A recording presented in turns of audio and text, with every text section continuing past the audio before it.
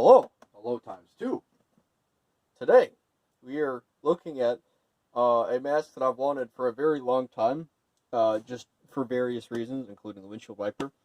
And it took forever, but finally some popped up on eBay at a reasonable price, and I managed to get one. You're talking, of course, about the GSP M, Polish, made by Fraser. And it's possibly one of the most baffling masks ever made in terms of construction, and operation in relation to its time period.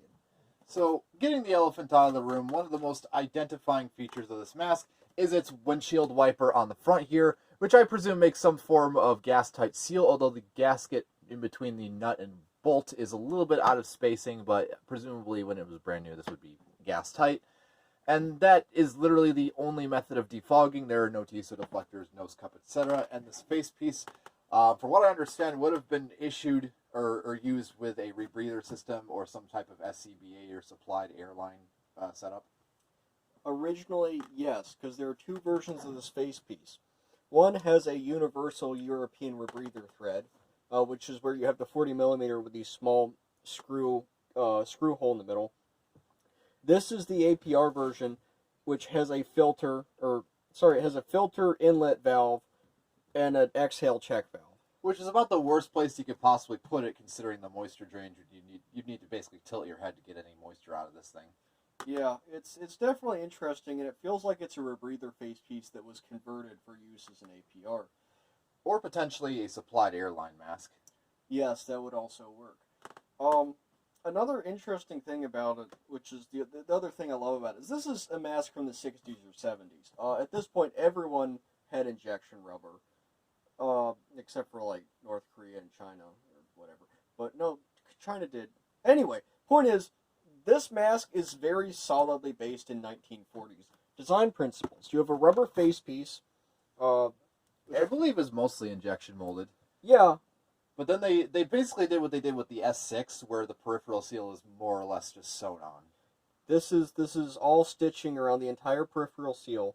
The head harness is very 1940s. This buckle system that it uses is similar to some of their Hungarian masks at the time. The only other country that was really still sewing masks together. Head harness is dog shit. Yep. It's a 7-point head harness, which again very 1940s. Leather head pad. The internal facial seal is entirely leather. Which it sort of makes me wonder. I mean, obviously it's an industrial mask, but I always sort of wonder about how well the gas-tight seal is on leather as opposed to rubber. Yeah, I mean, this is past seal checks every time I wear it, but that doesn't mean it's stand up against gas. It is a very uncomfortable mask. I have a relatively small head, and I have to have this thing out the absolute widest that it will go. On the only adjustment point, well, no, you have 3 adjustment points here, and then you can adjust the length of this back strap, which obviously goes over this hook and secures it. Which also doubles as the neck strap, which is actually kind of an interesting design. You don't really see a lot of masks do that, where the neck strap doubles as a carry strap. No, it's a very, for all of its flaws, it's a very well thought out mask. There's a couple well thought out attributes. Yeah, and frankly, it's not that bad to wear, and the wiper really does make it a whole lot more tolerable. Although I'd imagine that'd get kind of annoying after a while, having to do any sort of work. Yeah, but it's still fascinating because at this point we're well into the Soviet era by the time this was manufactured, I believe. Yep, and yeah. I don't really know if didn't these have a different designation system for the various face pieces, sort of how like Draeger does like RA for like standard APR, and then there's like, you know. Don't quote me on it, but to my memory, yes, the GSP is the rebreather variant, and this is the GSP M, which is the APR variant. Makes sense to me. And I believe that's the only 2 versions of this face piece that exist. It is not the only windshield wiper mask. Obviously, the Draeger O mask has the big circular lens, which functions in the same way. Arguably, that one would be a lot better, since you wouldn't have to worry about moving it back and forth. Yes, that one you get 100% coverage. That one you rotate it like a clock. It goes. There's 2 wipers on either side, and it covers the entire face piece. Here you have a certain. Oh, that is. Yeah, that's a bit fucked. Did I just slide? Fuck. Okay, so we just broke a leather gasket on this. Live on video, just for you people. It's always on video. I have to fix that later. But the O-mask, you could rotate it a solid 180 degrees and clean the entire lens. Here, obviously, we're a little bit limited. You can't get these upper edges, and there's some dead space at the bottom. I imagine that'd be a bitch to operate if you're wearing gloves. It likely would, Jess. This is rather small. Other windshield wiper masks include, I don't have it with me, but there's actually a Draeger Panorama Nova rebreather face piece that actually has... It's an interesting system. It's like, instead of going across the surface of the lens, you know, with a wiper style, that wiper is sort of like a flexible band that kind of sweeps across the curvature of the face piece. I can't really describe it all that well.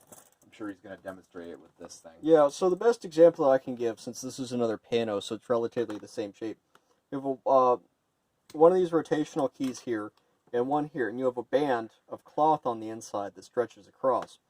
And you flip one down, and you flip the other down, and because the length only fits around here or around here, it will wipe down the entire inside of the face piece in those two motions. And I think that's actually a very good system. It does keep the wiper out of the way of your field of vision, but it is a little bit more complex to operate. Yeah, I mean, it's obviously more motions than this one, which is more motions than the O-mask. But realistically, I think it's a functional system, and if you're doing a pendulum or breather, you kind of have to do something like that. Probably the oldest mask that comes to my recollection that uses a wiper system on the eyepieces is the the Baden-Vadger helmet, which is, I'm sure you've seen it before. It's that 1800s smoke helmet. It's made entirely out of leather. There's a compressed air tank on the back of the helmet, and there's two lenses that have a pretty much a similar system to the O-mask, where it's like two wipers. You rotate it entirely to clean off the two eyepieces, which is weird that they did two separate eyepieces for that, but what have you. Probably the more interesting design aspect of that helmet is that it has hearing diaphragms.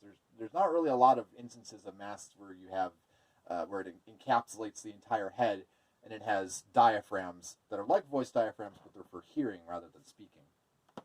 But definitely a good design, and it seems those were fairly popular for their time, considering the amount of them that have survived. Yeah, they were used at least into the early 1900s.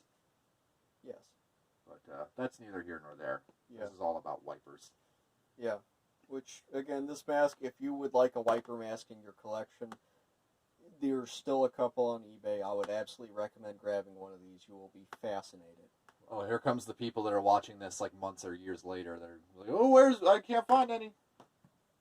No one watches my videos. I watch your videos. Yeah, but you don't want one of these.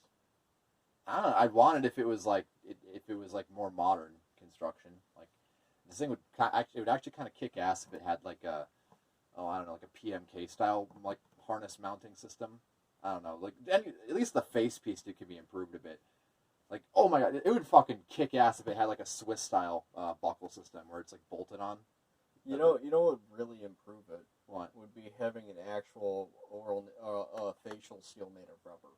Yeah, obviously that's like goes without saying. If there was more molding and less stitching, it'd be great. Obviously, we're already seeing some minor durability issues, and I haven't really used this one all that much. So. Yeah, I really like the lens shape on it though. That's like a really good panel lens shape. It is. It's a little bit claustrophobic, but it's not as bad as an optical mask.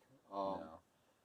Honestly, I could see something like this being really good as a diving mask. Like this, if it were more rubber, less fabric and leather, and like you said, more injection molding everywhere and less stitching, I could really see this being a good diving mask. Because it's already in a good. Well, I wouldn't say it's in a good position for a regulator. I guess it would be, but you would really need. Actually, no, I take that back. If you had a demand regulator on the front here, or obviously with a rebreather where you wouldn't need an outlet valve, but if you have a demand regulator on the front, all the exhaled air would go out the side where the bubbles would basically not be in the way of your vision if you were to exhale. Yeah, and then of course defogging would be very easy. Yep, and it would be a self-contained system for that, obviously. So yeah, this thing had potential to be it had potential to be a good diving mask, but they didn't really go that far with it. It kind of feels a little bit like the MK221 or the MP6 industrial masks, where Poland kind of took what they had and reconfigured it to the situation. Which, to their credit, they did a lot better at doing that and anticipating demand than several other countries. But the end result is still a little bit confusing. Yeah, but it looks nice at least, and I guess that's all that matters in this hobby. Yeah, for most people. I mean, that's why I got it. I fucking like it. So. Oh yeah, we all have that one piece that's we just buy because it looks cool. Or 5 or 6, or Yeah. a dozen, or 3 dozen, Give or take. or a couple hundred. Any other thoughts? I don't really have any, to be honest with you. Should we mention that the canister is not original to this mask? Has that been mentioned already? No, it hasn't. That's just we just put that on there because it looked cool. Yeah, there was a Russian guy on eBay selling a couple interesting filters. I believe these are called Buck 2, B-U-K or B-Y-K. Let me see if I can get the specific marking. He also had a medical filter for use against aerosolized things like fentanyl.